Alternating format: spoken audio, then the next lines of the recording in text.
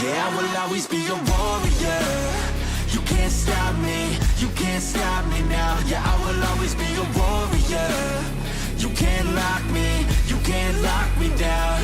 I will not lay down my arms, ready to be covered in scars. Cause I will always be a warrior. Late nights, get lost, hard work, the cost. Can't quit, can't stop, this world all cut off. Don't have time to waste, not now. Need to find a way to get out. Cause I'm gone in deep, get lost in the weeds. You know it's all about the conquest, what's next? You gotta put the work in like you're obsessed. Think about what you want, what's your future? What kind of person would it take to seduce her? So what's next? Be obsessed with winning and your success. Make progress, this life has never promised. So feel blessed, live life, don't be too cautious. Trust the process. In too deep, I'll never quit. I wanna see this through, yeah, I'm all in. And I will hold my head up high. Got what it takes to fight and survive. Yeah, I will always be a warrior. You can't stop me, you can't stop me now. Yeah, I will always be a warrior. You can't lock me, you can't lock me down. I will not lay down my arms, ready to be covered in scars. Cause I will always be a warrior.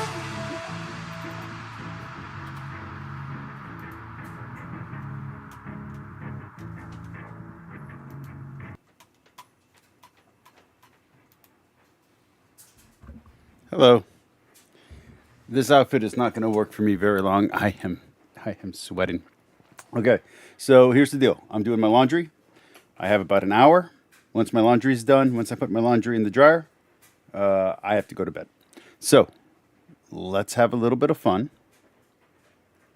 Let's lower the lighting just a little bit. There we go. That's better. And we are going to be looking at some Metatron today, and also I think 2 other videos as well. Let me get there. Forgot to open it up. It's been a while. It's been a while. No copyright strikes today, please. All right. Hold on. Let's get to El Meta. How y'all been? Oh, today was going to be the dialogue video, I guess, of God's Monsters. But the very last, I've been writing my review as I'm reading it, and the very last chapter means that I have to change the review. I don't know if it's the last chapter or the second to last chapter. I'm on chapter of Giants, and we just talked about Leviathan. We just talked, basically my complaint about what it wasn't talking about, we finally talked about, but it was very short. And then we're going to get right into Giants. So I have to change my review a little bit, which means no review was posted today. All right, let's get into Metatron. I don't know why I'm going through here. I already have both videos already set on my... it's fine. It's fine. It's fine. Sweetheart, I'm very warm. I'm wearing a sweaty sweatshirt, and I'm very warm. Okay. Hittite, Trojan War. Where are you? Where'd you go? He makes too many videos. When was Jesus born? We'll go with when Jesus born. I was going to go with a video of proof Jesus was real, because he made a new version of that video. Oy, you're going to kill me, sweetie. I'm already too warm. Why? Okay, here we go.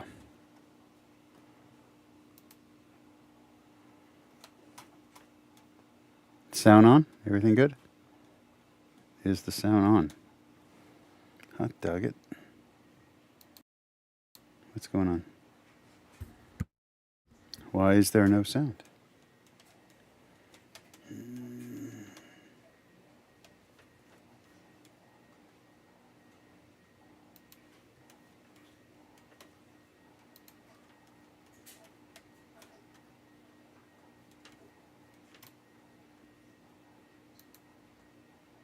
video will focus on the corpus examining a more secular, historical proposition. What empirical evidence substantiates the existence of a 1st century Jesus, or Yehoshua, specifically in the precise historical context of Roman occupied Judea? Before we dive deeply into the extant evidence, I would like to spend a couple of words very briefly for maximum transparency and mutual understanding. If you wish to skip these, chapters are available down below. Everyone is welcome in the comments. Christians, atheists, agnostics, or people from other religions, I respect your freedom and thank you for being here. Feel free to share your thoughts down below. No comments will be removed. As a Christian myself, I do have a bias, and I recognize that. But that only affects my desire, not my data analysis. Throughout the research for this video, whether a piece of evidence was valid or not was solely determined by the contextual documented So if there wasn't sound should be on now. Whether I like it or not is not a factor. Moreover, you can rest assured that this video essay is the effort of a full team, not just my work. And just to mention one, my lead research, for instance, who put a lot of hours into this, is not religious at all. We, as a team, have maintained a common goal to apply guards against selective bias in as much as it...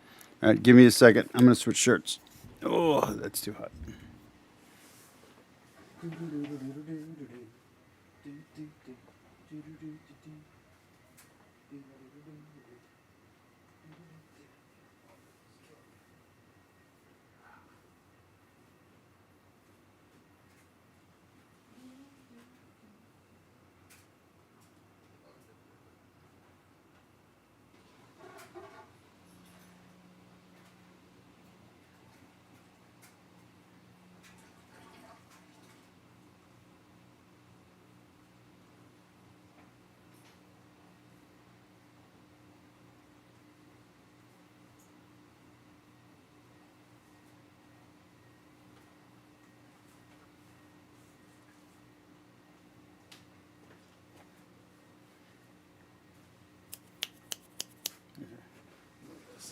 We have sound. All right, let's continue. It is humanly possible, and kept each other in check. We will now reveal all of the historically ascertainable evidence that mentions Jesus Christ. We'll address the concept of contemporary mentions and the idea of independent sources. We will also debunk all those positions pertaining to the Christ myth. So here's the great thing about this video is that it's by a professor, a scholar, a famous YouTuber, and it proves all the atheist YouTubers wrong, including Dan and Kip and all of them. And Bart. They're all done. Thank you, Metatron, for declaring victory for all Christians. Echo. Turn on library. Thank you. Theory that are not congruent with a correct and professional interpretation of the historical evidence. Likewise, we will call out those positions maintained by apologists that don't fit our chosen methodological framework. We'll dignify any statement made empirically so that... Hi. Hey, Kip. Hopefully this video will act as a conduit to a more clear, unbiased, and coherent presentation. Feel free to... Yes, I told you you're not allowed to get in here. No. You didn't invite me into your super secret atheist stream. So you're not supposed to be in here, BS. It says, look at the title. The title says no BS is allowed. Today will be organized the following way. First, we'll have a comprehensive analysis of the sources from both Roman and Jewish historians, writers who had no stake in promoting Christianity and often viewed it with hostility. Second, we'll analyze the contested issue of dating these sources and their independence. Hey, is there actual sound though? For some reason, switching over from the laptop to this, the sound is a little bit... It keeps on messing with the speaker that I'm selecting. From Christian influence. Subsequently, we'll undertake a meticulous analysis and critical historiographical consideration to establish the veracity and provenance of ancient testimonial. So for those that don't know who Metatron is... Okay, so Metatron is a... I think he's a professor of languages or was a professor of languages in a school in Italy. He teaches Japanese... maybe English. He's not a specialist in ancient languages or anything like that, but he does pretty good research and he does amazing videos. If you haven't watched them, you really should.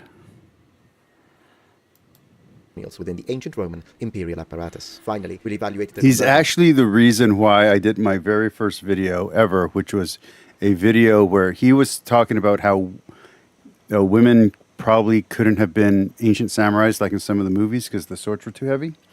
So I had my, I'm going to call her my niece, but she's really just one of my best friend's kids. But I've known her since she was born. She was a weightlifting champion for a private school, for a charter school. And she actually, I think she won state. So I had her. She's only like 4'9", or, you know, she's really short. And she's really skinny.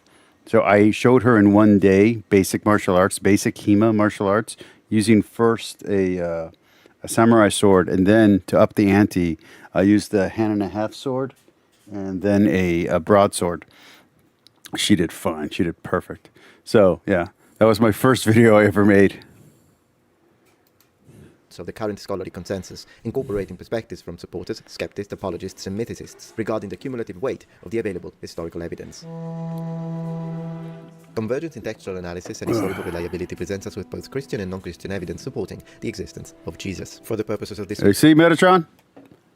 I mean, see, Metatron. See, Kip? Metatron says you're wrong. There you go. Not that you're a mythicist, I'm just having fun. On the okay, B.S. Lewis, you are a mythicist, so there you go. B.S. Lewis, you're wrong.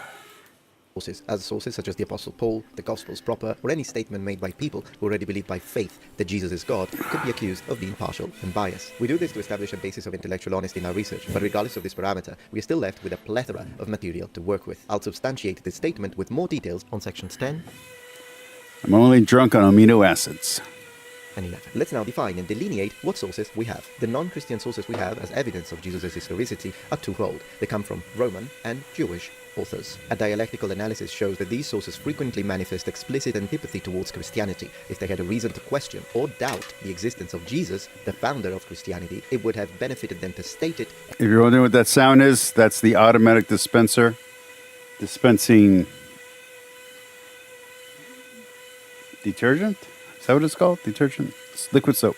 And use it. Yet, no one That's does. so annoying. This is a very important contextual clue. Historically, Christianity shook the foundations of Roman theology and pagan worship within the empire, thus alerting the authorities, causing a harsh imperial response towards the new rising religion. That is why this is a fundamental social-political factor to consider, so keep it in mind as we carefully review the words of the ancients. There are usually two main counter-arguments used to discredit the sources we're about to examine, with the aim of either rejecting...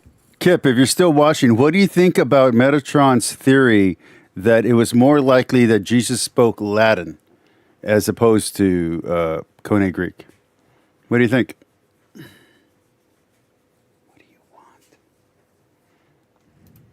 them a priori, or to at least significantly diminish their historical validity and relevance. 1. The question of whether these authors wrote independently of Christian thought or influence, and 2. The question of whether or not these sources are contemporary to Jesus' life. So, are these independent sources and are these contemporary sources to Jesus' life? These logical structures are monumental red flags. They are logical fallacies that should not be taken seriously by any historian, scholar or amateur, Christian apologetic or atheist alike, as they operate under a false correlation paradigm. We will address both arguments, counterattack and dismantle them to their very core on sections 10 and 11 respectively. Furthermore, on section 11 I will demonstrate why the evidence we do have for Jesus is in fact exceptional. There are multiple ancient sources that mention Jesus in a variety.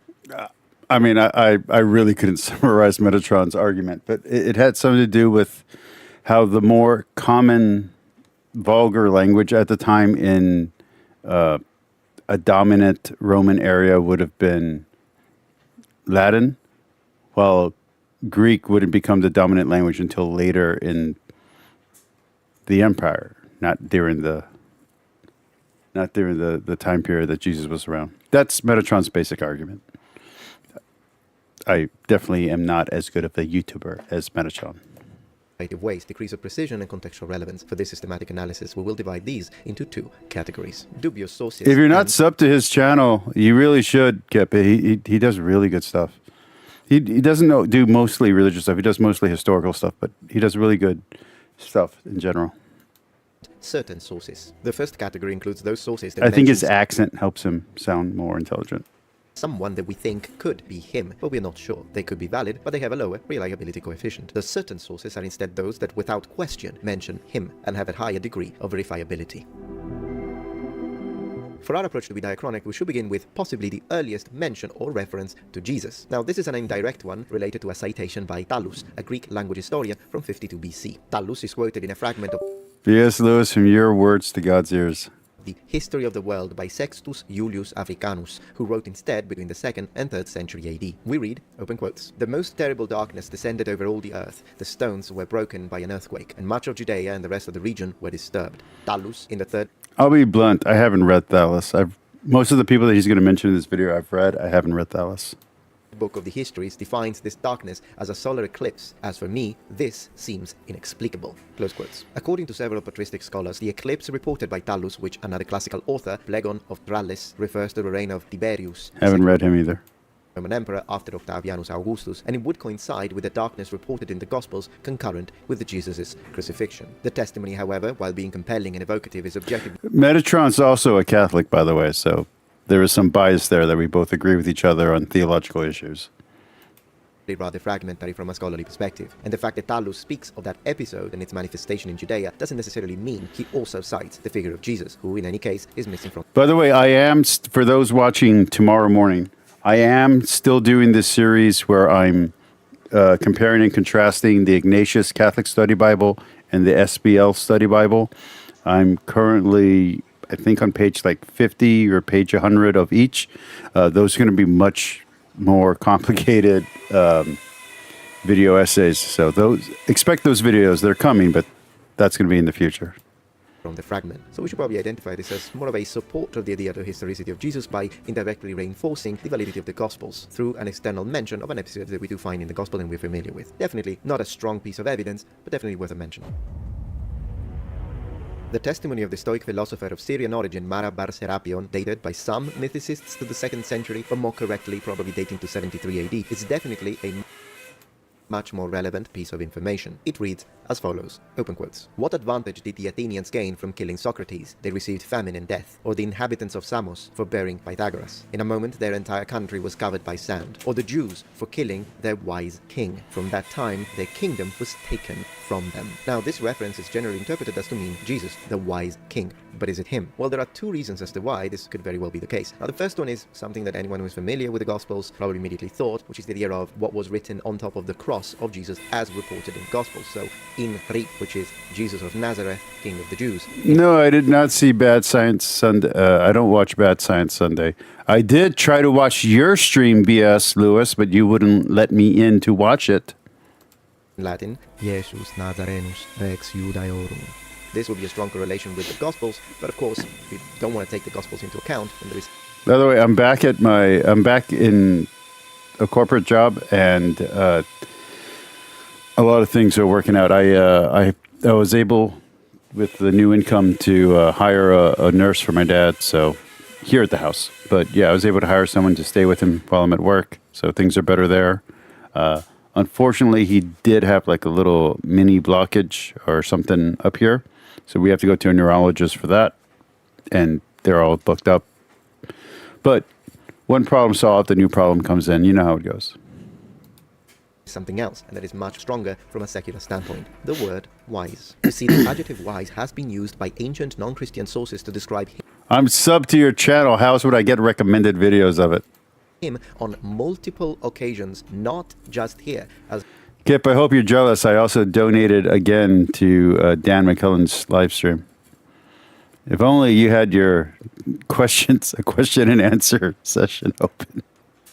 some mythicists falsely claim. In some cases, this could be done on purpose. People are going to watch this tomorrow. I'm not even reading your guys' comments. They're going to wonder what the heck I'm even talking about with the things that I'm saying. Anybody watching, read the side chat so you can know what I'm saying.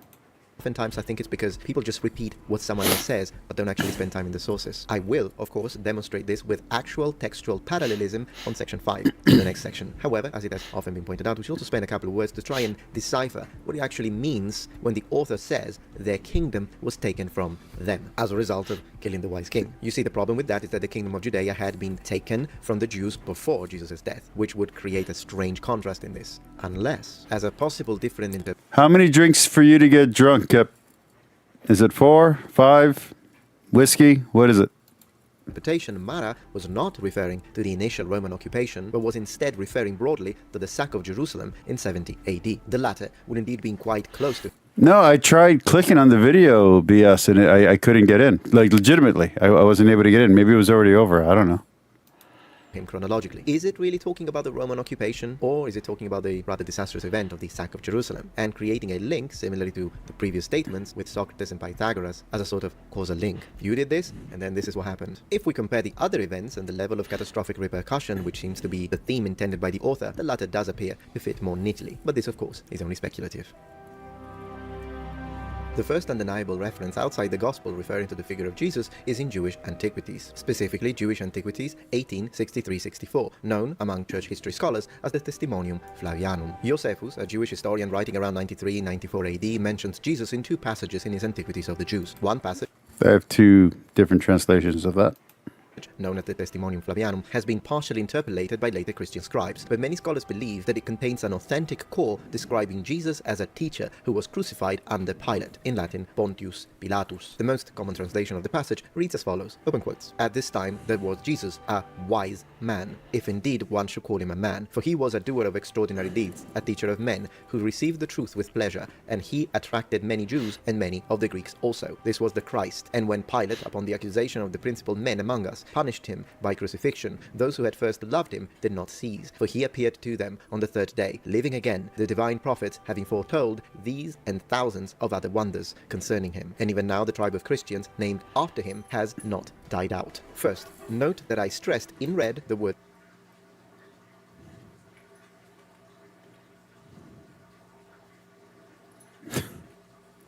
I hope the cartoon is going to be good.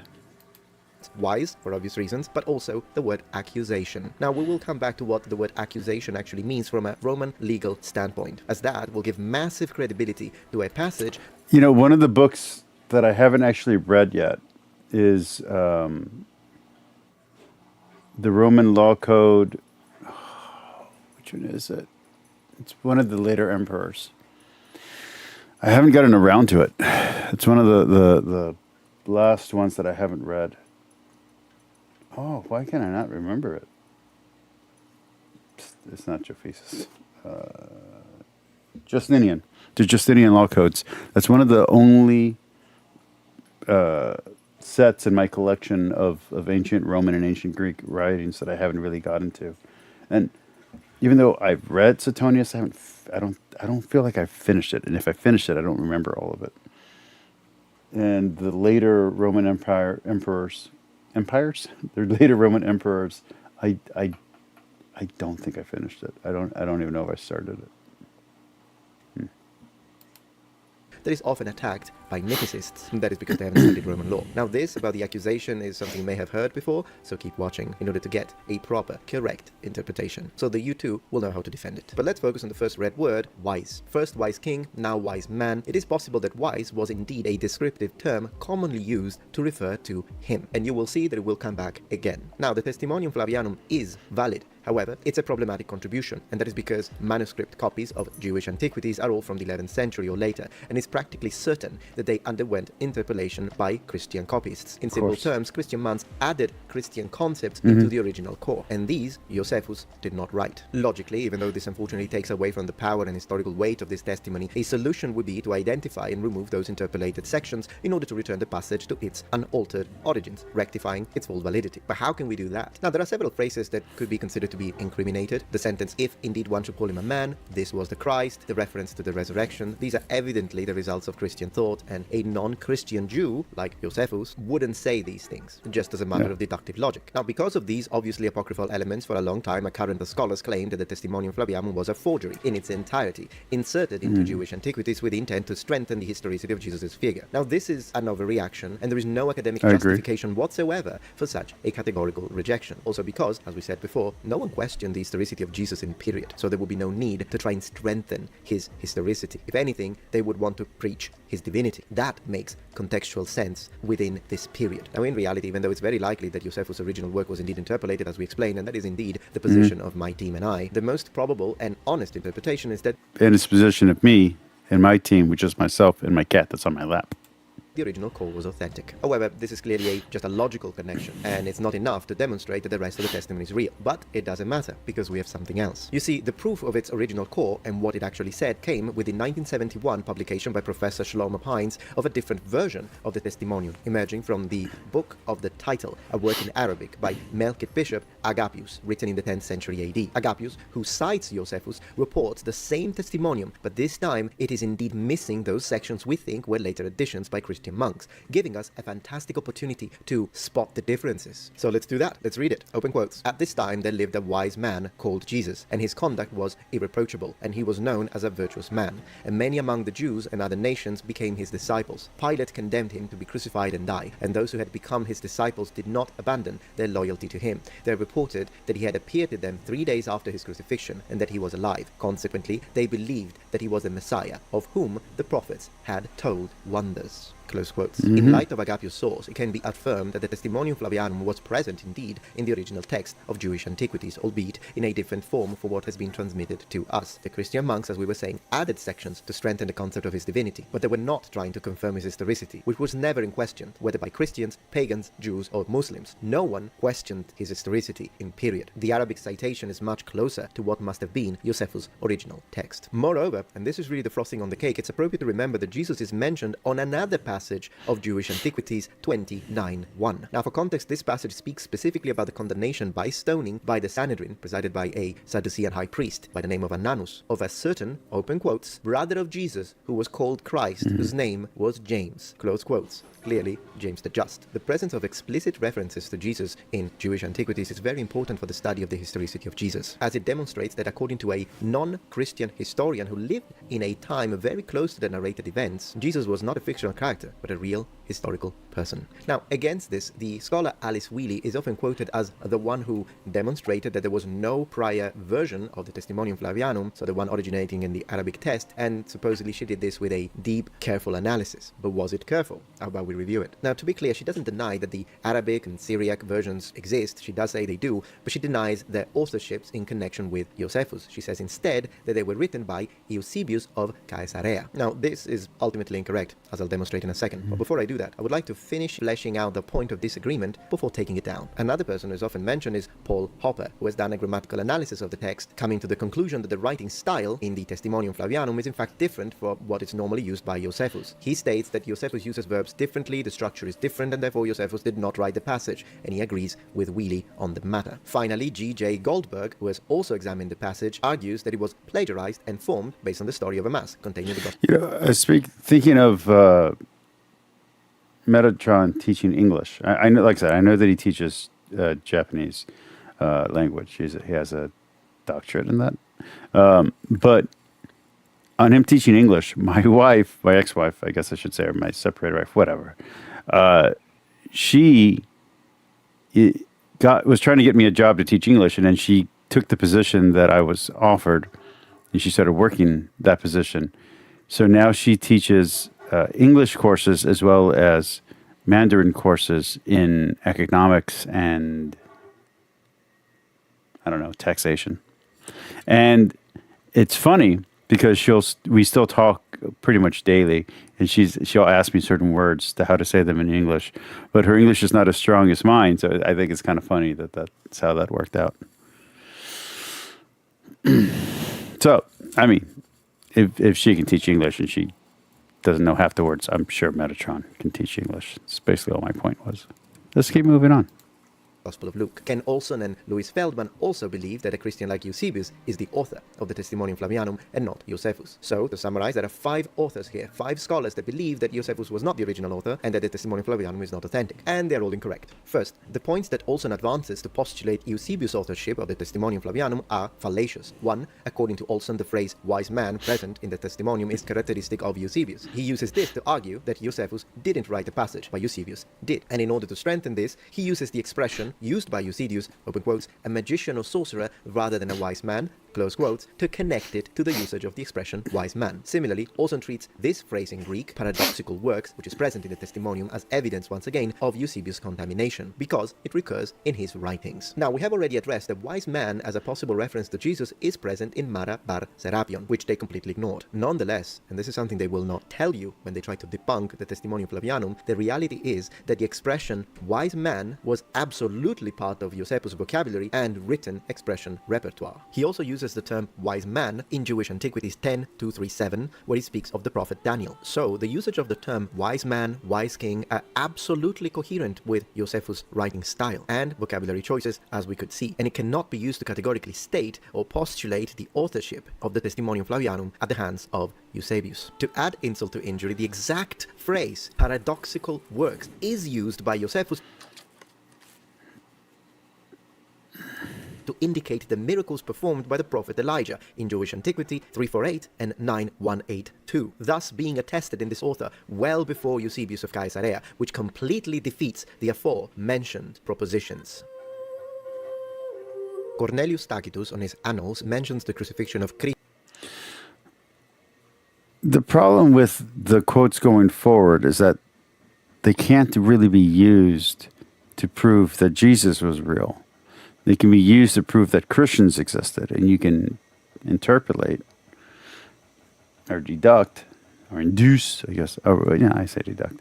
But you can interpolate based on that that a founder existed. Now, you want to say the founder was Paul, you want to say the founder was Jesus, that's a different argument. But you can prove from Tactius onward that Christians definitely existed. Not just because the Christians exist today, but also because the way he's talking about it makes sense.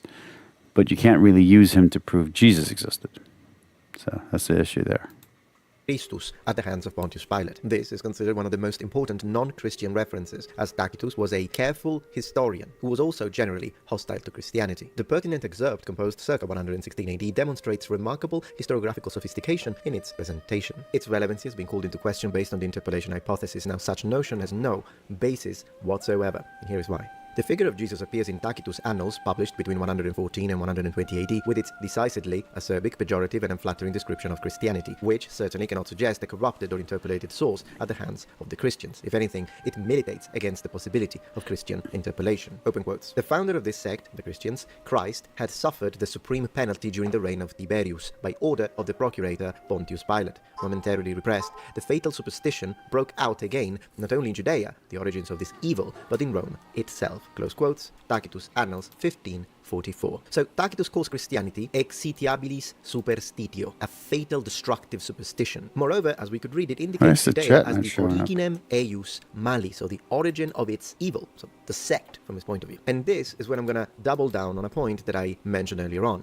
I once again repeat, and this is pivotal, the historicity of Jesus was not an issue at any time during the first millennium, so there was simply no motivation for an alleged Christian scribe to insert a line in Tacitus' Annals attesting to the bare fact of Christ's existence and execution. Hence, to interpret it that way is a modernist and anachronistic take, and it's one of the reasons why we always have to apply metacognitive analysis. I know that someone just gave me two messages. They didn't pop up. They didn't pop up in the chat. They didn't pop up on the screen. First, the prosopographical details demonstrate remarkable accuracy. I don't know why, but you're not being blocked or anything like that. Just, I don't know. Didn't pop up. Access to official records rather than mere hearsay or Christian propaganda, which he would have not given any weight to, nor believed anyways. He hated Christians. All of this also points to proficiency in regards of the historian rather than incompetence, as incompetent would the historian be to just repeat hearsay coming from the Christians. All of that without even confirming the accuracy of the statement that someone like Jesus Christ existed, a historian. This is the part where we can identify and delineate correctly the false narrative pushed by mythicists when they say that all of these sources, and the ones we still have to finish,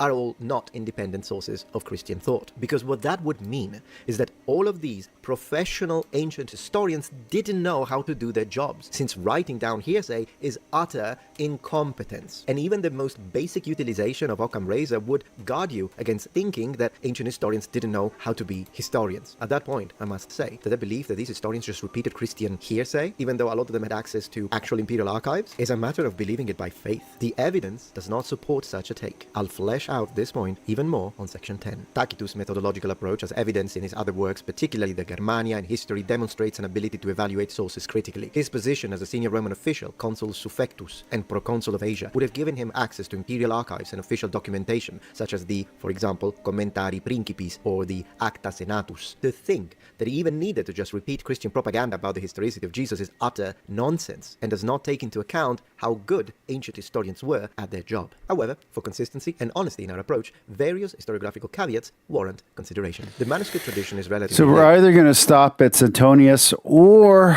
we might do some independent sources, but we're not going to care at all about contemporary sources.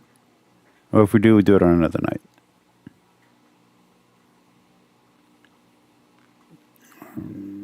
I think Suetonius might be the last one for tonight. I don't know, we'll see. with the earliest copy dating to the 11th century, which creates a sort of temporal gap. Still, the passage's authenticity is generally accepted within serious scholarly consensus. And on that note, I would like to now read from Latin scholar Norma Miller about Tacitus' passage, open quotes. If stylistic criteria mean anything at all, the chapter was written either by Tacitus or by a very skillful imitator of his style. The digression of the author, the resumption of the main theme by igitur, the tone of exitiabilis superstitio, as well as the vocabulary and sentence structure, are most plausibly produced by the historian himself and not by a later interpolator. Close quotes. Worth of note also the passage's integration when it comes to the broader narrative about Nero's scapegoating of Christian during the fire of Rome of 60. By the way, I'm playing Kingdom Come 2. Anybody who want to see that as a live stream, let me know and I'll set that up.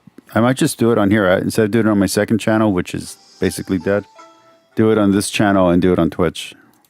4 AD, which also demonstrates organic compositional unity. Open quotes. Therefore, to scotch the rumor, Nero substituted as culprit and punished. I'm not subscribed to Bad Science Sunday for one. Number two, I've only ever heard it referenced on your show or when you're doing Diablo Critics. Which, by the way, where are the Diablo Critics? I haven't seen a new episode in a while. I'm kind of worried about you guys.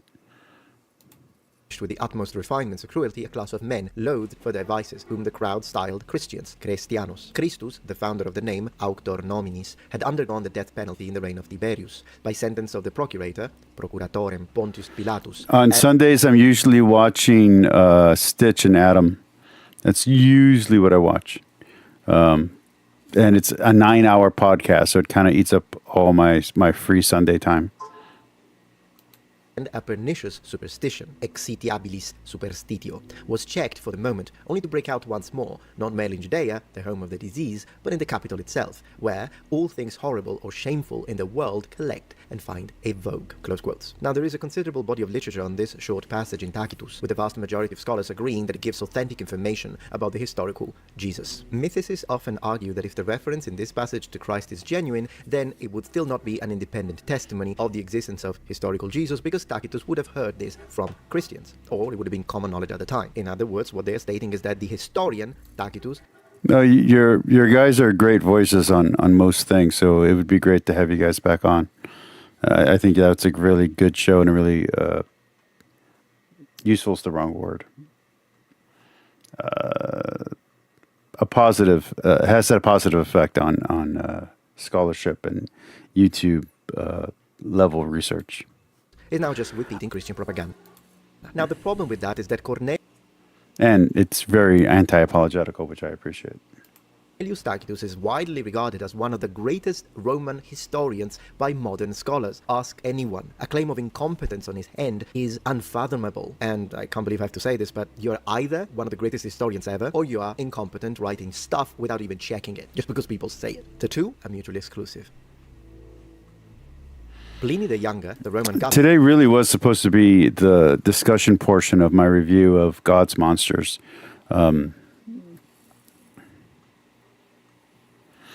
It's the book. I'll be honest with you. God's Anatomy. I thought it was great. I just disagreed with a lot of the tactics, I guess I would say. Maybe some of the conclusions. But God's Monsters, I didn't really enjoy it. And so it was going to be a really good review, but unfortunately, I'm on chapter 8. I'm on Giants, and it just I have to now tweak the review that I've already finished because she kind of addressed some things that I hadn't that I was complaining about. They were addressed at the very end of chapter 7, and now we're going into Giants. So I'm like I have to now change the review. So that'll be up probably later this week, if not next Sunday. Governor of Bithynia et Pontus, now in modern Turkey, wrote a letter to Roman Emperor Trajan, or Trajanus, in 112 AD, and asked for counsel on dealing with the early Christians. Now let's review together this very interesting piece of administrative evidence. Open quotes. It is my custom, sir, to refer to you in all cases where I do not feel sure for who can better direct my doubts or inform my ignorance. I have never been present at any legal examination of the Christians, and I do not know, therefore, what are the usual penalties passed upon them, or the limits of those penalties, or how searching an inquiry should be made. Those who deny that they were or had been Christians and called upon the gods in the usual formula, reciting the words after me, those who suffered incense and wine before your image, which I had given orders to be brought forward for this purpose, together with the statues of the deities, all such I consider should be discharged, especially as they cursed the name of Christ, which, it is said, those who are really Christians cannot be induced to do. Important part. But they declared that the sum of their guilt or their error only amounted to this, that on a stated day... But again, this only proves that Christians existed. That doesn't prove that Jesus existed. That's a problem with using this reference point. They had been accustomed to meet before daybreak and to recite a hymn among themselves to Christ, as though he were a god. Close quotes. Now, apart from the fact that I personally find this very intriguing because it tells us how early Christians met, so the meetings of early Christianity, but apart from that, there is a mention of Christ, and then he says, as though he were a god. Now, once again, this is an official, this is a governor, a professional, and he's writing a letter to the emperor, and he's just repeating hearsay from the Christians. Not to mention, I actually find it interesting that he says, as though he were a god, which kind of underlines the fact that, yeah, he doesn't believe that Jesus was a god, but he doesn't have a problem thinking that he's a man, or that he existed historically. He doesn't question that. Lucian of Samosata, an important Hellenized Syrian satirist, rhetorician, and also a valid source. We're getting toward the end of the stream. Like I said, maybe one or two more sections. And then I recommend you go to Metatron's channel and subscribe. Eternity. Therefore, they despise death, and most if you're not already. Themselves willingly. Moreover, their first legislator convinced them that they are all brothers to one another, after they abandoned the Greek gods, having transgressed all at once, and they worship that same crucified sophist, and live according to his laws. Close quotes. This is once again one of those testimonies that mythicists attack by saying, oh, he probably was just repeating the words of Christians. But now the layers of historians and ancient people and writers that keep mentioning Christ but allegedly are not doing any source checking keeps piling up. And we are literally getting to a conspiracy theory level. Next. Gaius Suetonius Tranquillus was a Roman historian who wrote during the early imperial era. Suetonius is famous because he mentions a certain Chrestus, spelled with an E. He does so via Tacitus. Now, is this Christos the same as Christos, so Christ? Or is it a different person? Now, this is a little bit of a debated instance. We have already, however, seen that in the sources we have a alternative spelling of either Christianos or Christianos. We already run into one of those. Therefore, it isn't a massive logical leap to think that if Christianos, Christians, can be spelled Christianos with an E, that perhaps Christos, spelled with an I, could also be spelled Christos with an E and still mean the same person. But of course, we need a bit more than that. For context, Suetonius speaks of events relating to Claudius' reign, so Emperor Claudius, and mythicists usually attack this from two angles. First, the different spelling angle, summarized as he said Christos, not Christos, so different person. This is very easily debunkable, as there are other references to this alternative spelling in the sources. A moot point. The second line of attack is that by saying instigator, he couldn't possibly mean Christ, since 1, he was not an instigator, he was a preacher, and 2, at the time of Claudius, Jesus certainly couldn't instigate anyone anymore. This is also incorrect, but it requires a bit more of a sophisticated analysis of Roman law. But let's do one thing at a time. So, is Christus an alternative spelling of Christos? Yes, it's very plausible. In Tertullian, Christiani is indeed used instead of Christiani with an E, and he absolutely means Christians. No questions about that. Now, to be fair and I like Tertullian's writings. There's only one translation of his writings that I don't like, and it's the one that's against Celsus. I think it's that one. That one is, the translation's not great. That's okay. Give you all the sides and all the possible data. It is important to underline that and by translation's not great, I don't know original languages. I just mean as in reading it, it's really boring. They didn't choose really great words for the translation. They didn't choose interesting words. They wrote it very dry.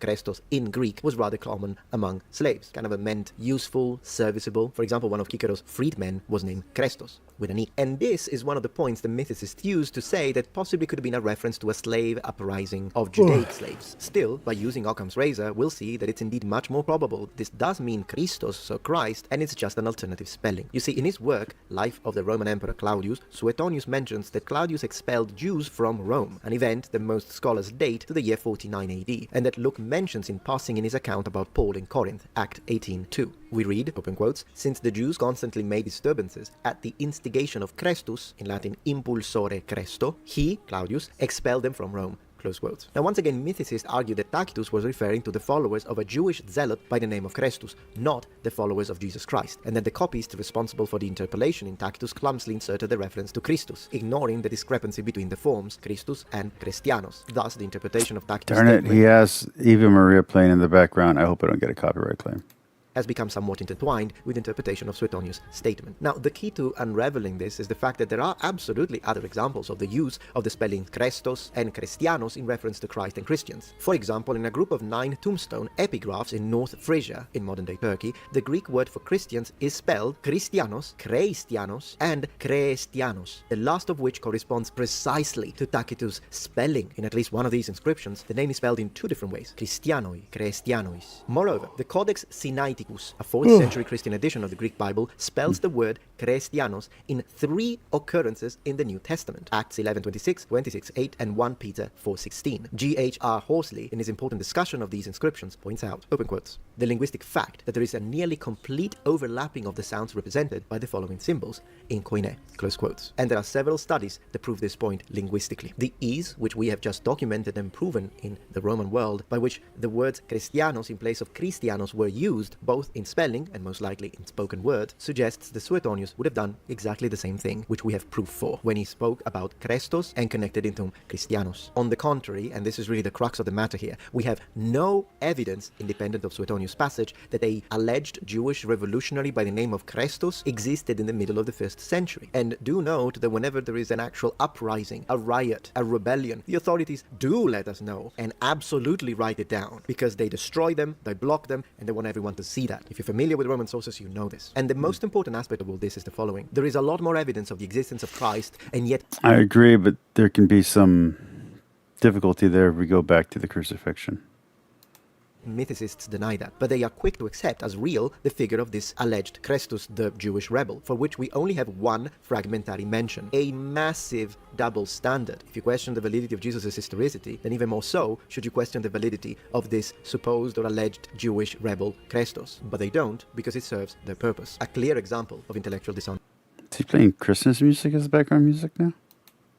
There is a very interesting point from Bart Denton Ehrman, who is now agnostic, so clearly not a Christian apologist. However, he still doesn't question the historicity of Jesus because of this, open quotes. There are at least 15 different historical sources that attest to Christ's crucifixion within 100 years of his death, between 30 AD and 130 AD. In total, we have 42 sources dating to less than 150 years after Jesus' death that mention his existence, 9 of which are non-Christian. In comparison, regarding Julius Caesar or Julius Caesar, only 5 sources report his military operations, close quotes. The Jesus mythicists would have us believe that Jesus Christ did not exist and that all these sources are just Christian propaganda, yet, as Miller correctly observes, open quotes, that there existed simultaneously Jewish zealots known as Christiani is to stretch coincidence rather far, close quotes. Okay, let's debunk properly this concept of independent sources. A main point used against these sources is that they are not independent sources. By independent, they mean independent from the gospel and Christian thought, possible thought contamination. In other words, the author in question heard that Jesus Christ existed from the Christians, or it was common knowledge at the time due to Christian propaganda. This therefore renders the sources not independent. This approach fails to take into consideration the modus operandi of ancient historians, and it is therefore flawed. This is the basis upon which the likes of Robert van Voorst and R.T. France say that Tacitus is not an independent source for Christians. Now, here is why. This is a non-scientific and non-academic conspiracy theory. Like all conspiracy theories, the requirement for this to be true necessitates that all these historians and ancient writers, regardless of their value, skill, professionalism, would have all just repeated hearsay without questioning it, without methodically analyzing and confirming that Jesus actually existed. Not only that, but they also would have chosen to commit. Whenever I think about the hearsay problem with ancient history, I always come back to Herodotus and sometimes to Livy. But let's see where he goes.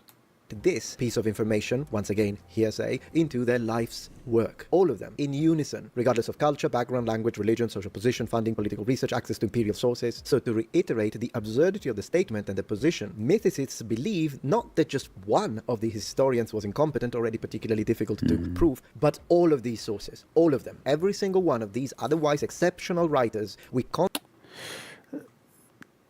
Kip says, that is an important observation. I sure hope that people don't find my translations boring. constantly read. Are any of your translations available for purchase? I wouldn't mind reading them. I'm gonna read Dan's book when it comes out in audio book form because I'm lazy. But if any of your translations are available for the public, I will gladly buy one and review it on my stream or on a review. Value for their work, contributions on this one thing failed miserably to do their job, and we are to believe they all just repeated hearsay, deliberately choosing once again to commit it to the records and their highly valued historical work. Absurd. Okay, that's what we're going to call it for tonight. Let's go to the big screen, and then we're going to do the outro music. Anyone watching this tomorrow morning, please, or anytime during the week, please subscribe to Metatron's channel. It's a great channel. He's not that he would know who I am, but if you do subscribe to him, Kip says, not yet. I'm working on the last chapter of my book. It's coming soon. If you're not subscribed to Metatron, please go subscribe to him. He's a great channel. Not that he would know who I am, but if you do sub and you're on my channel, please say Alpha Centaurian sent you. And go subscribe to Kip Davis's channel. It's a great channel. Has really good stuff about Hebrew. And yeah, why not? I'll recommend B.S. Lewis's channel, even though he doesn't invite his friends on to super secret streams, even though he stole that idea from someone who does super secret streams. That's okay. That's okay. All right. Big screen. All right. So everyone have a great night. Remember what I like to say on these, on the endings here. God loves you. I love you. So love everyone. Love your enemy. Love yourself. Love your neighbor. Love God above all. And forgive everyone. God forgives you, so forgive everyone. Forgive your enemy. Forgive your family.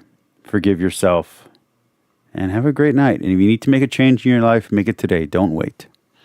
All right, that's going to be it. Here comes the outro music.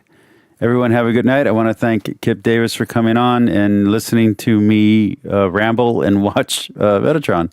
I want to thank V.S. Lewis, and I want to thank Metatron for making this video. It was really good and enjoyable, and I didn't talk enough. Everyone have a good night. Here comes the music.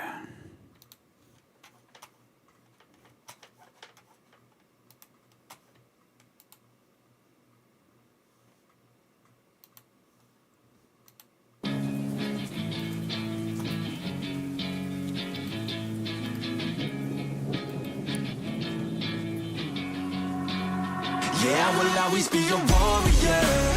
You can't stop me, you can't stop me now. Yeah, I will always be a warrior. You can't lock me, you can't lock me down. I will not lay down my arms. Ready to be covered in scars.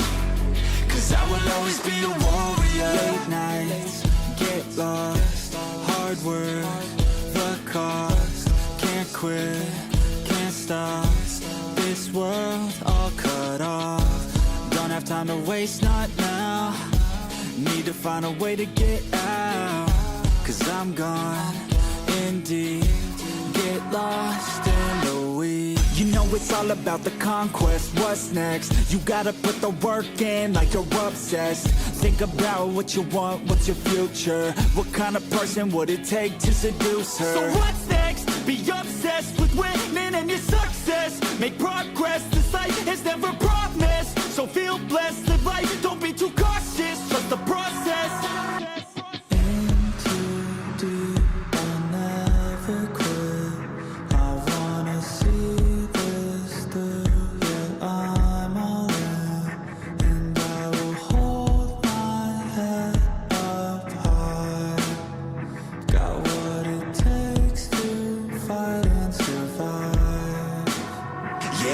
Always be a warrior. You can't stop me, you can't stop me now. Yeah, I will always be a warrior. You can't lock me, you can't lock me down.